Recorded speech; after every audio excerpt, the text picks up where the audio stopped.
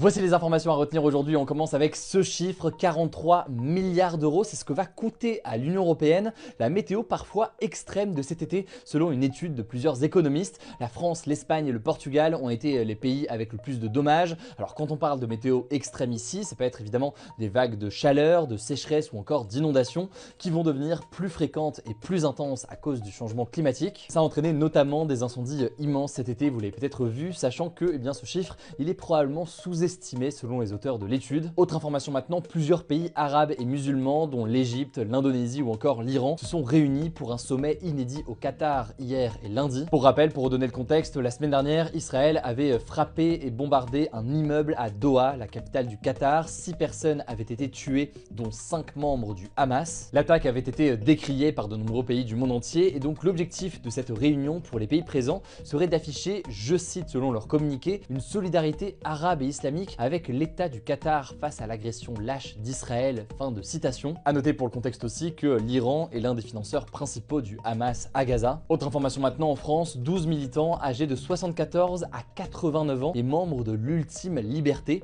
une organisation qui défend la légalisation du suicide assisté notamment. Et bien ces 12 militants sont jugés à partir de ce lundi. Concrètement, ils sont accusés d'avoir aidé des personnes à se procurer des médicaments pour mettre fin à leur jour. A noter que cette organisation, elle milite aussi pour l'élargissement des conditions d'euthanasie et les accusés risquent jusqu'à 3 ans de prison et plusieurs milliers d'euros d'amende. Autre information plus légère cette fois-ci, David Guetta a annoncé une date au Stade de France le 13 juin 2026. C'est le dernier show qu'il prévoit dans le cadre de sa tournée mondiale qu'il a commencé en 2022. Pour plus d'actualités, rendez-vous sur Instagram, vous êtes plus de 5 millions là-bas, le nom du compte c'est Hugo Décrypte.